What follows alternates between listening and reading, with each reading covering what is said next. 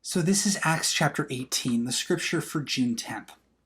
So moving from Athens to Corinth was not a huge move. Although Paul was still waiting for Timothy and Silas at this point, which was something that we learned in the last chapter, they wouldn't have had too much trouble following him, A, into Athens, and then B, from Athens to Corinth.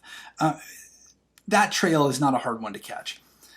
Now, we catch a glimpse at the beginning of this chapter of Paul's bivocational nature in terms of his ministry. Bivocational is a word that gets used among clergy quite a bit. It refers to having multiple ways of earning a living. There are some pastors whose churches can't pay them a living wage because they're too small or too poor, and all of that's fine. One of the things that Paul demonstrates here is that even if you are ministering to, the most of the churches in Asia Minor, sometimes you still need a little extra cash on the side, particularly if you're traveling a lot.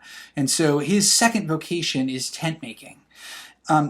He's able to not only get a feel for what sort of normal life tends to be for the merchants as he tent makes, but he's also able to interact with folks he may not have gotten the benefit of interacting with if he were just preaching and going around and evangelizing. We see that he meets Aquila and Priscilla specifically in this chapter. Priscilla is sometimes called Prisca in other letters.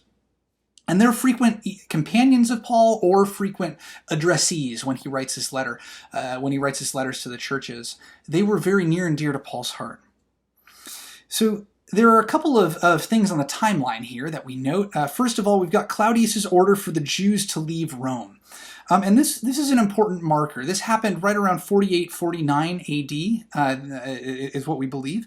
And while that may have caused Aquila and Priscilla to come to Corinth and may have felt unjust and frustrating when they had to move, through this persecution and through this unjust law, Paul was able to meet Aquila and Priscilla, and they helped change the makeup of the early church through their support.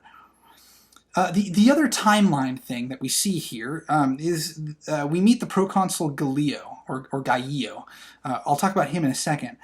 Paul gets thrown out of the synagogue in the next section of the chapter, and then he goes directly to the Gentiles, fully to the Gentiles even, preaching and working among the household right next to the synagogue for almost 2 years. And that probably irked some of the people in the synagogue because, they kicked him out, but he still has authority and he's still, kind of rubbing it in their faces, just being right next to them. So they go to Gallio, or probably Gallio is how it's pronounced. Now, Gallio was the older brother of the Greek philosopher Seneca, who you may have heard of. And Gallio came to power around AD 52. And this is one of the other extra-biblical touchstones that we have to reconstruct the timeline of where Paul went when he wrote certain things, and so on and so forth. Now, Gallio seems particularly uninterested in religious squabbles, to the point that when they erupt in violence in verse 17, Gallio does nothing. That's maybe not the best way of going about your job. Now, from Corinth, Paul begins to return to Antioch to end his second missionary journey. It seems like he doesn't encounter Apollos on his way through Ephesus. Apollos is mentioned toward the end of the chapter, although it does seem like Priscilla and Aquila encounter Apollos after Paul leaves and goes back to Antioch through Jerusalem. Now, Apollos is one of the many candidates that scholars have put forward as a potential author of the Epistle to the Hebrews. He speaks and preaches eloquently, which is exactly what the writer of Hebrews does. So much so that when Paul writes to the Corinthians later, Apollos is mentioned in the same breath as Paul himself along with Peter. And these were pillars in the early church. And so Apollos, by being mentioned in the same breath, it really gives you kind of a feeling of who we're dealing with here. Now, I also want to note that Priscilla is mentioned before Aquila in verses 18 and 26. This isn't accidental. Greek sentences are constructed in a certain order to add emphasis to the first word or to a word that comes at the end.